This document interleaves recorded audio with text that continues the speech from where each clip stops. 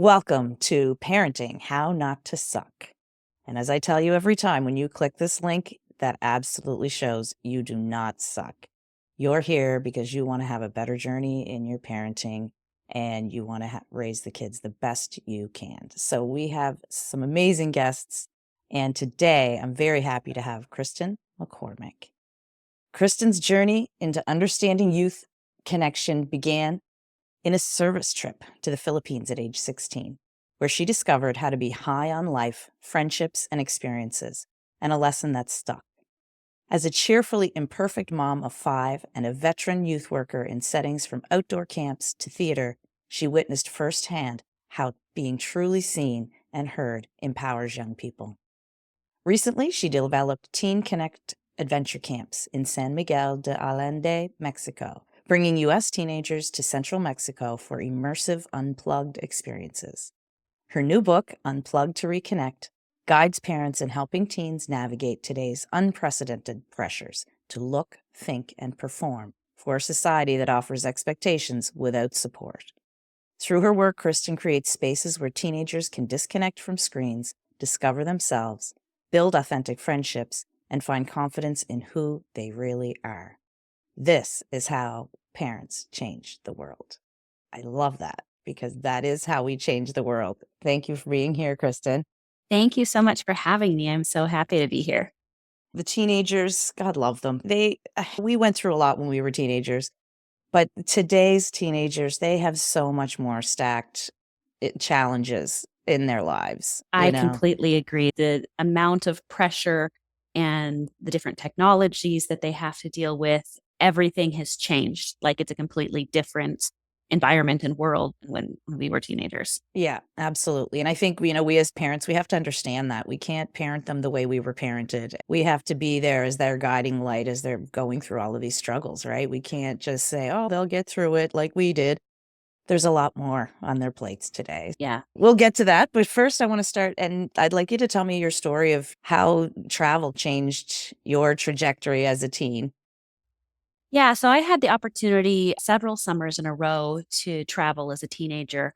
And this, I think, really did open my eyes to the world being a bigger place than just my small hometown. And it, even from that point, I knew that, man, when I grow up and when I have kids, I want them to travel because it really makes you see the world in a way that is more from a bird's eye view rather than a narrow focus perspective. And we know that teenagers naturally focus on themselves and their perspective the most. And so having an opportunity to get outside of that, and especially having an opportunity to see people who maybe don't have the same advantages and privileges that you do, really, I think helps to develop empathy. And I think it also helps develop confidence, especially if they have the opportunity to travel with other young people or without their parents, because suddenly they have to be responsible for themselves in a way that maybe they don't have to be at home. Because when you're traveling with a group, obviously there's people that are taking care of you, but mom isn't there to be like, did you remember to put your toothpaste in your bag? Did you pack your pajamas? Did you change your underwear? Have you showered? Like you have to grow up enough to be responsible for those things. And I think just having those kinds of opportunities really gives teenagers a chance to grow up a few moments at a time. Yeah, for sure. And that self-confidence piece is so huge, right? Mm-hmm. If we as parents do everything for our kids, how are they going to build that confidence and that resilience? And then that self-esteem, that feeling of, wow, I did this and I feel really good about myself for taking on these new experiences. And Yes. I love the perspective changing. I went to Europe when I was 19 and 10 countries in 21 days. And I just couldn't believe it blew my mind because it opened my mind so much Yeah. to the drama going on in my little town and my little high school or my university was nothing, right? Yeah. There's this whole big, beautiful world out there that it's so exciting to explore, right? Yes, absolutely. I love that you do these travel camps for teens where they can unplug and have all these amazing experiences. I'm one thing I want to talk about those first. I think I'm switching up the order of my questions, Kirsten. Okay. You said, let's talk about your kind of story about bringing your kids back. You said you got them back over the pandemic. They Yeah, were so slipping. yeah, I think the pandemic was really hard for everybody in Mm, different ways. But I think my own kids were a classic example of what happened to a lot of teenagers, which they were very suddenly pulled out and disconnected from all of their in person and real life school educational stuff, extracurricular stuff, sports, and all of their ability to be with their friends and their peers in person.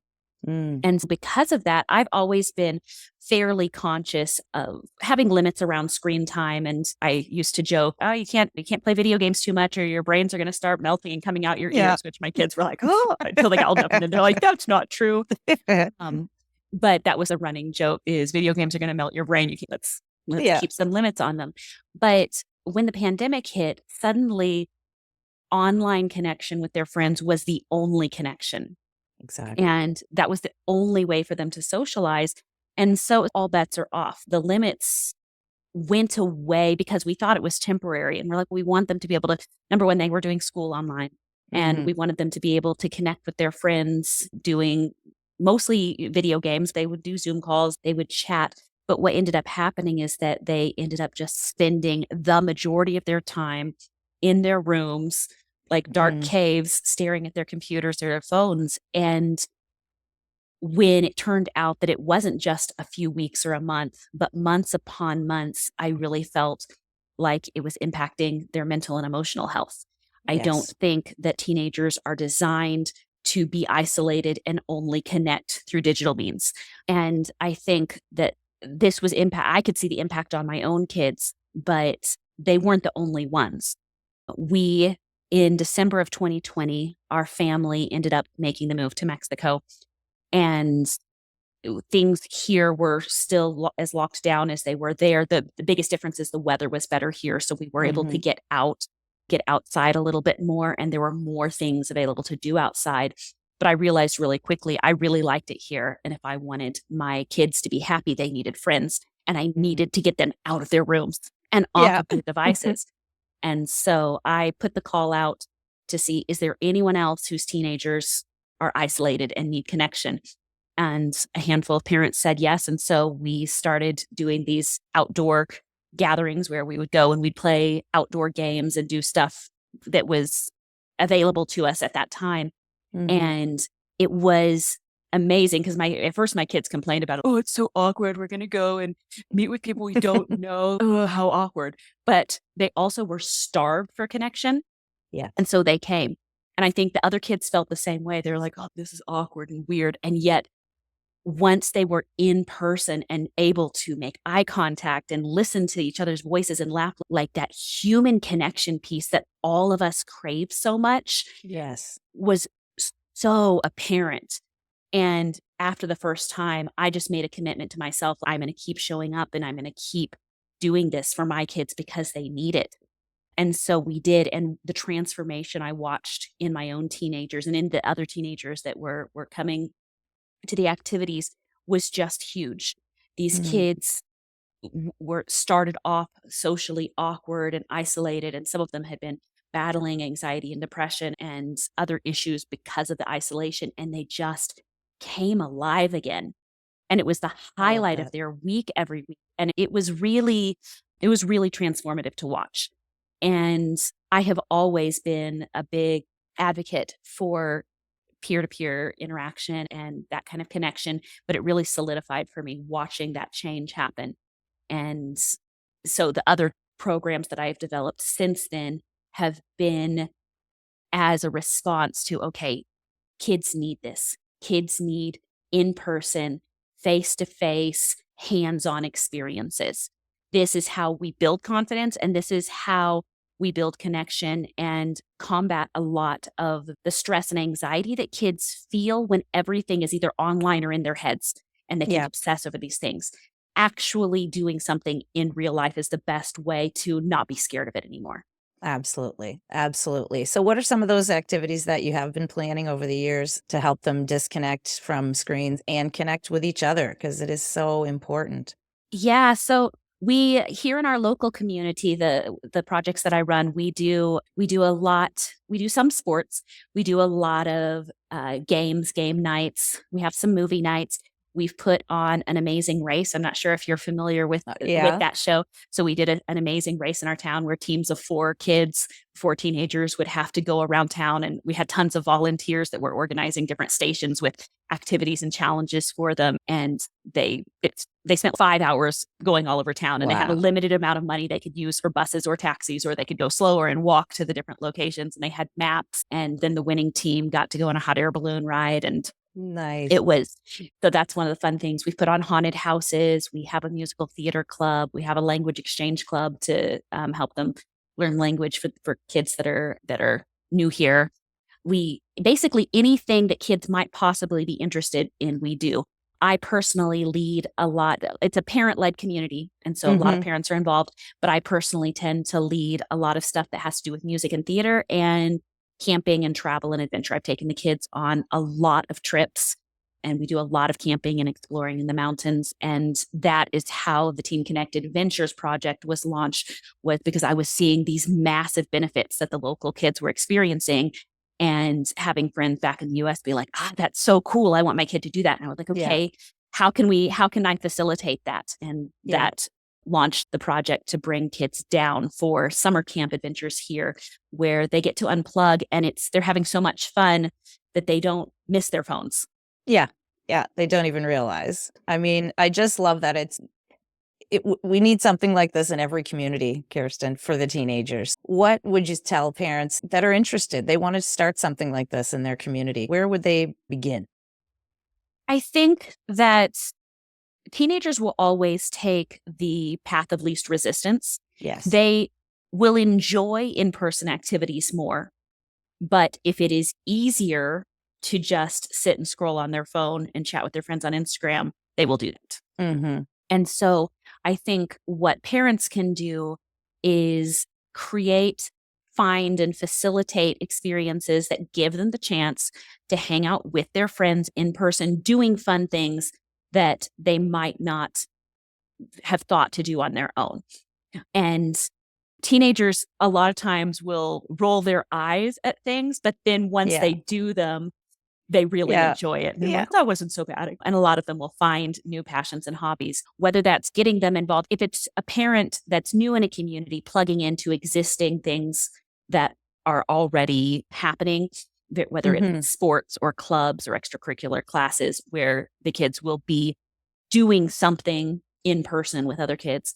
If they're more established in the community and they already have connections or are the type of person that likes to organize, then organizing clubs or themed parties or activities, even activities around things that the kids are already involved in. So if a kid is Mhm. on a soccer team or on a dance team, planning extra activities that they can do to facilitate the friendships in those groups. So if the kid is already participating in one of those things, maybe have a game night for the dance crew or an outdoor movie night for the soccer team, doing things where that also is less awkward than meeting with strangers. They're already Yes. connected to those kids in some way, and it's just giving them more opportunities to spend time in person.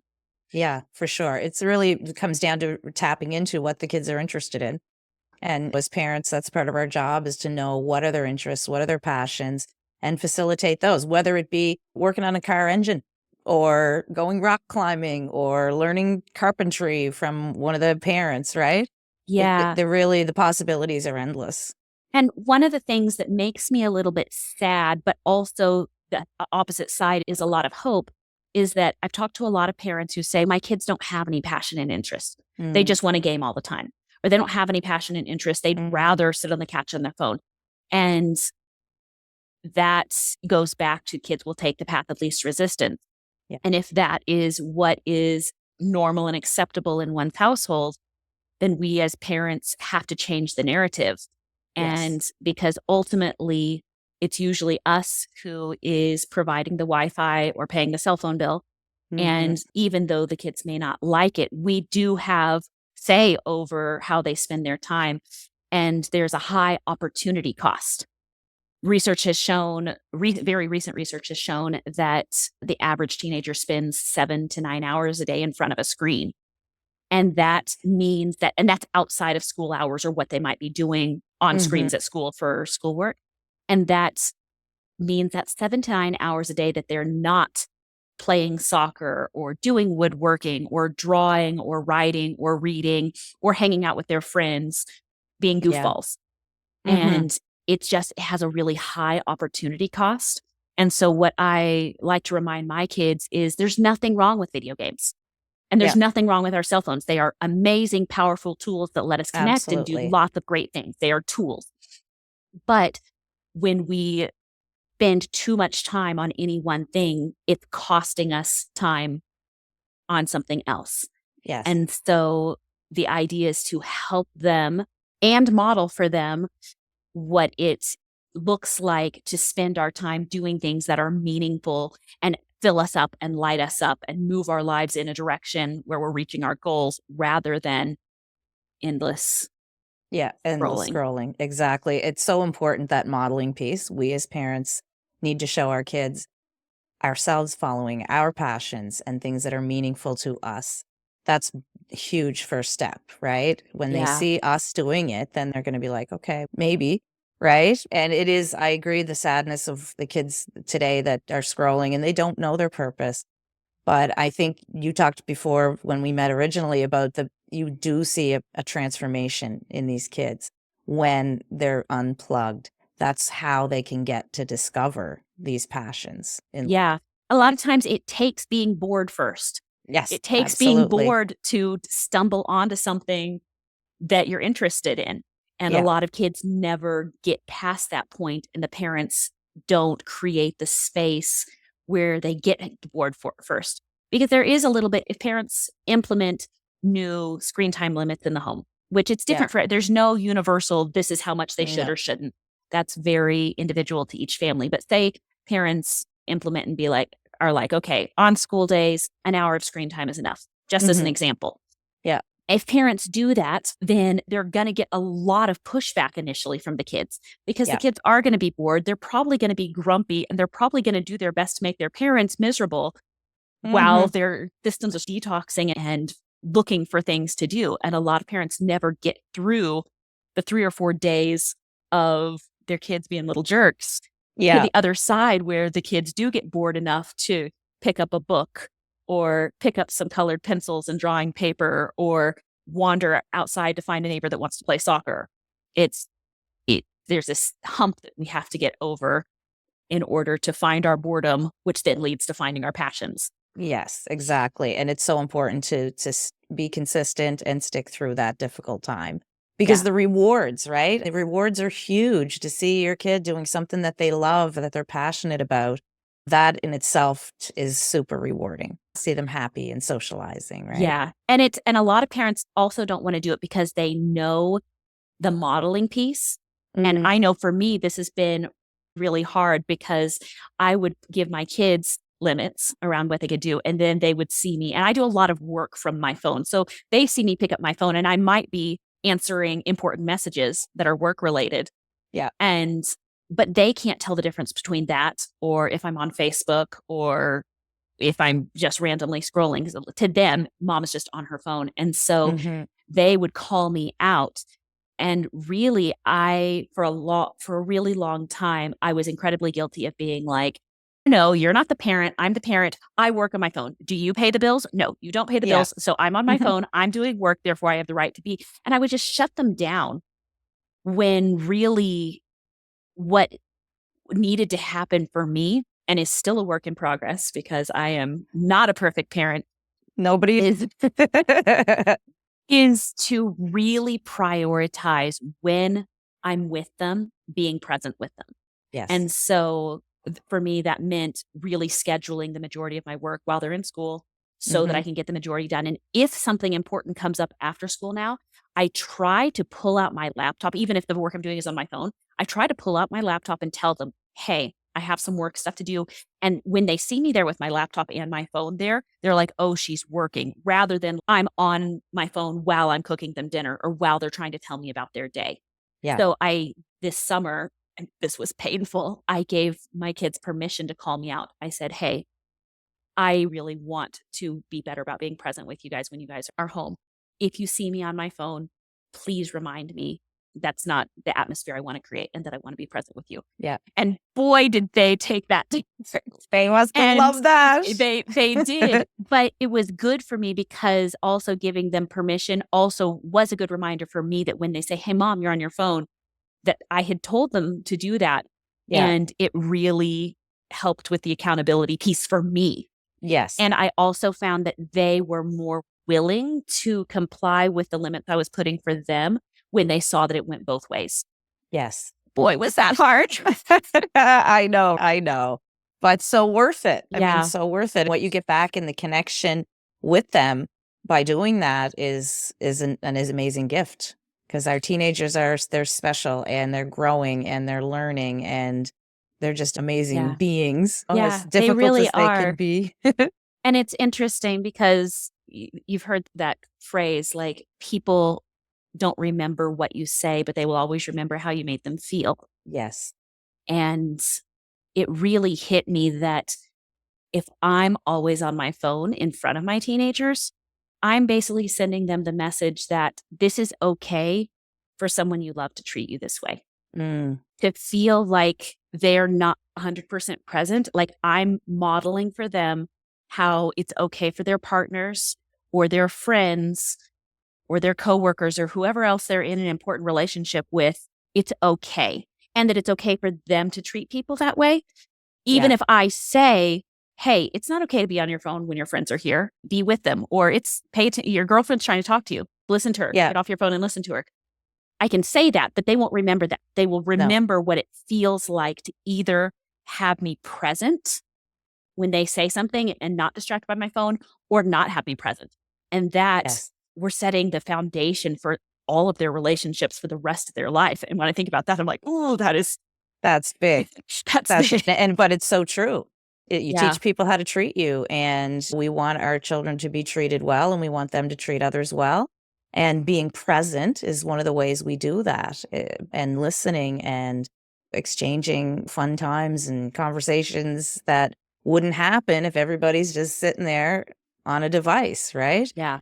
Those pieces of time. I really appreciate too that you say these technology, there are tools. Neither one of us are saying take them away forever and go live in a farm but never look at a screen again. They're wonderful tools, but it is about that balance and giving the kids that self-esteem to know their passions and follow their excitement, right?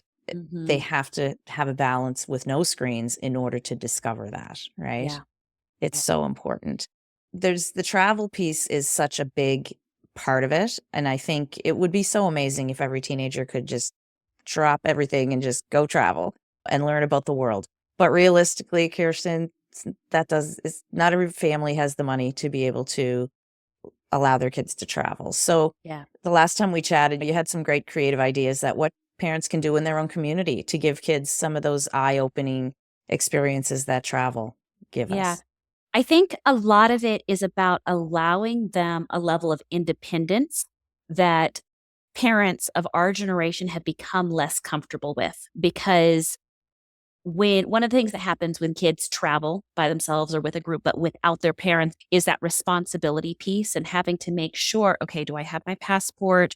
Do I have my ticket? Do I have my stuff? Can I make it to my next gate? If I'm in a new place, am I taking care of my space that I am sharing this tent or this hotel room with? There's all of these things that they suddenly have to rise to the occasion. And teenagers absolutely will rise to the occasion when given the opportunity.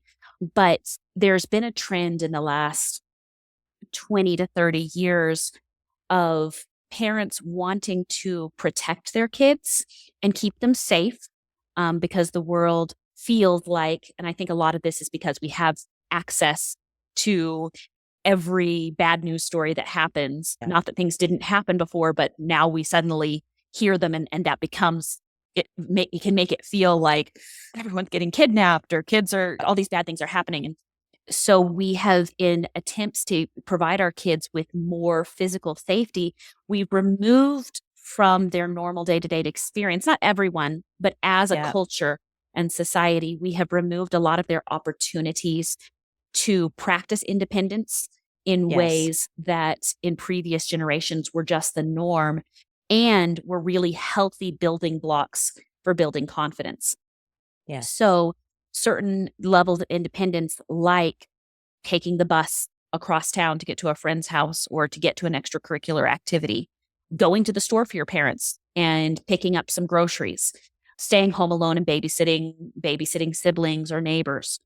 There are these things that it's different ages for different kids, but are age Yeah. appropriate responsibilities and independence that give kids confidence, because maybe the first Yeah. time they do it, they're nervous, but once they do it, oh, okay, I Yeah. can. It builds confidence and it builds a sense of independence that can be accomplished within our own hometowns. Kids can learn, and every town is different, every neighborhood is different. Parents have to take those things into consideration. But it is very normal throughout history for kids to leave the house alone. And when I say kids, I don't mean like small children, but Yeah. certainly by the time they're teenagers, to leave the Yeah. house alone and walk to a friend's house or walk to the store or catch the bus and ride it to the library Mhm. or to soccer practice. Like those things were normal. And now Yes. we're so nervous about what could possibly happen to them that we make our own lives more stressful by being Mhm. 24/7 taxi service. Yeah. And we rob them of the opportunity to practice some of that independence. And so I think that there's a little bit of a mindset shift that can happen of what if by the time they get to be 18 or 19 or 20 or whatever age that they may be leaving the home, what skills do they need to have? Because what we're seeing a lot of times in our culture right now is kids are so cocooned and taken care of up Mhm. until they turn 18. And then suddenly it's go off to college or go get a job. And we Yeah. expect them to have skills that we haven't prepared them for by giving them the independence and freedom. And with Yes. building that, it also gives them confidence and gives them a sense of purpose. There are a lot of kids that report feelings of sadness or depression and purposelessness. And it's because they aren't contributing anything to their family or to the world at large. Yes. So, opportunities within the family to help the family, such as going grocery shopping for your mom, which they may not Yeah. love doing, but they Nope. know it's important. They're eating the food too. Exactly. Or on a bigger scale, volunteering in the community when they get opportunities to volunteer, whether that's going to a local animal shelter and helping pet the dogs or clean cages, or going to a local food bank and handing out canned goods on Saturday mornings. There are things that can get them, again, they need to get outside of their very me focused view, which is Yes. perfectly developmentally appropriate. Normal. Absolutely. But when we give them opportunities to get outside of that and show how they interact with the community, family and community on a larger scale, this really is eye-opening and I think a really important part of development that a lot of them are missing. Yeah, absolutely. It's so important. And it could be anything that's based on their interests too. I know Yeah. my daughter was super concerned about the environment. And so she joined a group and they would go and have meetings and prepare different activities and signs to march. So any interest that any of our teens have, they can create this together with a parent, a supportive parent that can help brainstorm with them. How can we do this? What sort of activities would Yeah. help this whatever purpose or whatever they're maybe angry about that's happening in the world, they have a voice and they can do some really amazing things when they get together. I love that she went out and did something about it, because one of the things that when I've interviewed parents, one of the things that comes up a lot with kids that have a lot of anxiety is that they are bombarded with news. Like they'll get on TikTok and they will see Mhm. these news things of things that are happening, and they get angry, they get upset, they want to create change, and they try to do it all online, Mhm. which sharing a post or commenting or writing making a video response, that can be helpful for one's developing sense of this is something I stand for, but Yeah. it doesn't actually make a difference in the big picture. And so lost in the noise. finding a way where they can actually go and get their hands dirty, actually Yes. go do something hands-on is so much more purpose-filled.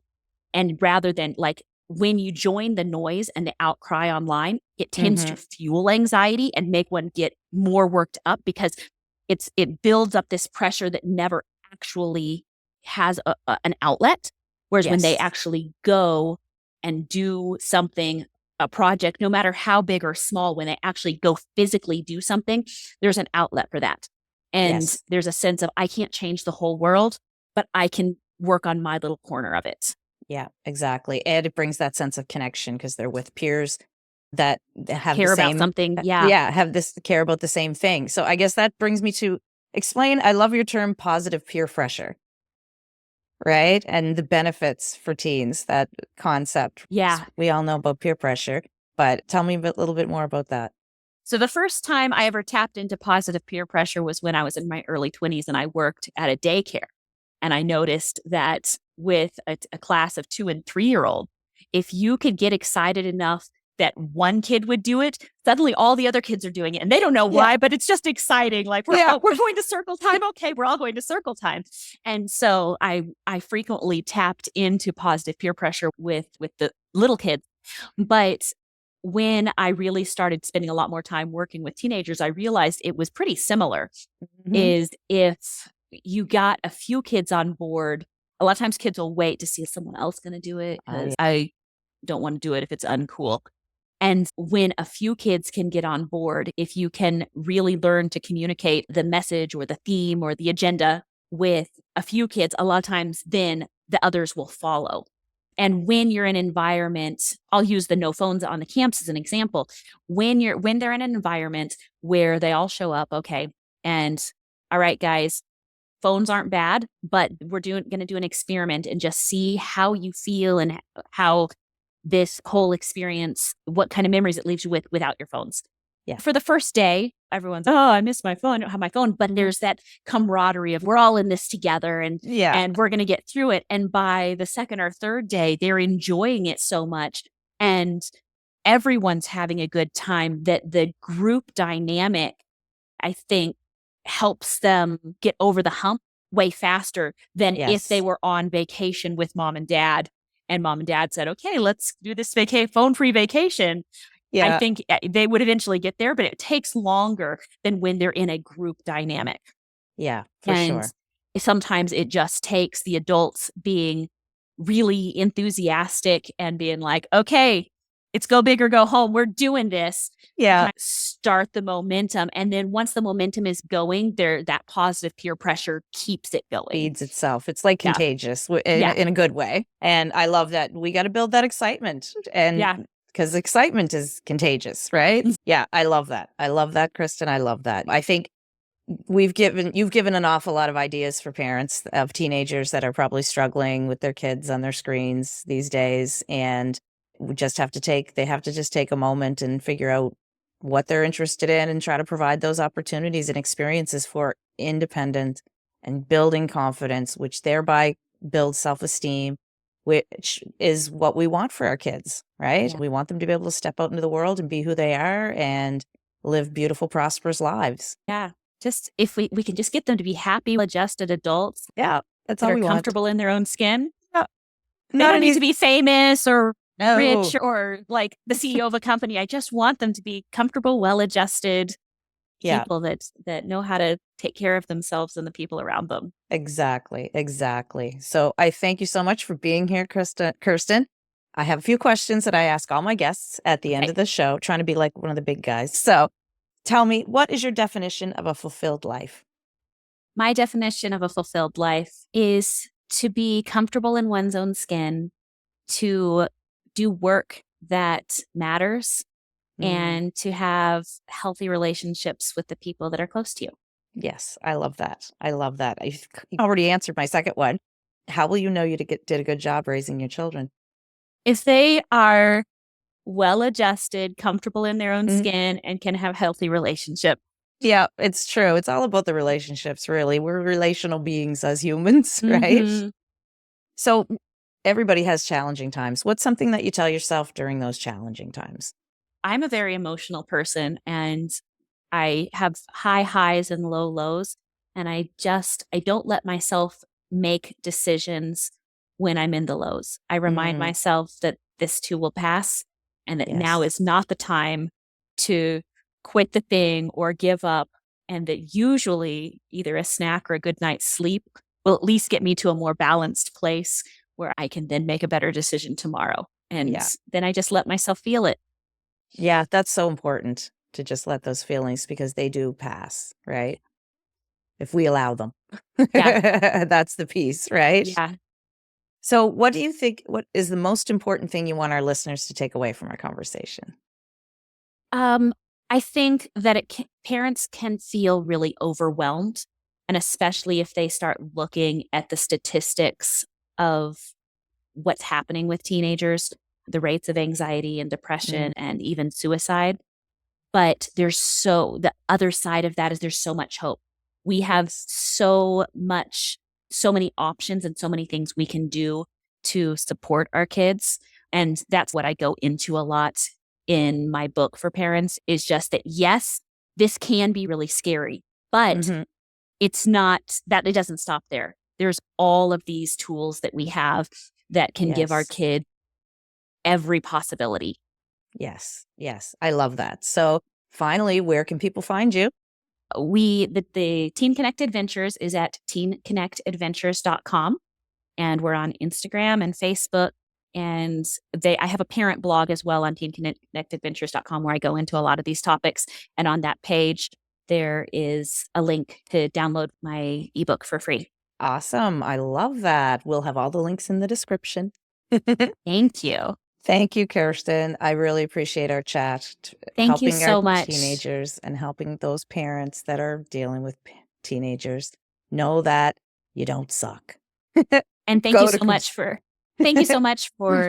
this conversation and for all of the good that you're putting out to provide parents with resources. It's Yeah, for really sure. needed. Yeah, parents, go to Kirsten's website if you got teenagers, get some ideas, get those teenagers up and moving. They're the ones going to change the world. Thank you, Kirsten. Take Thank care. you. Bye. Bye.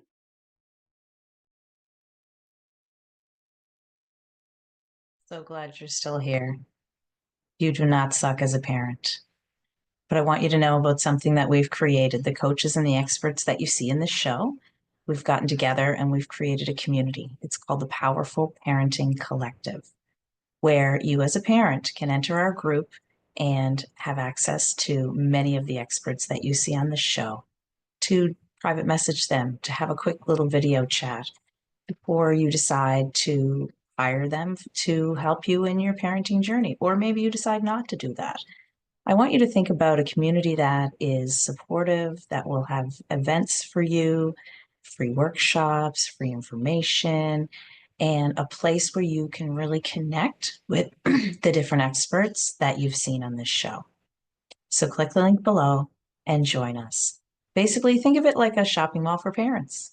We hope to see you there.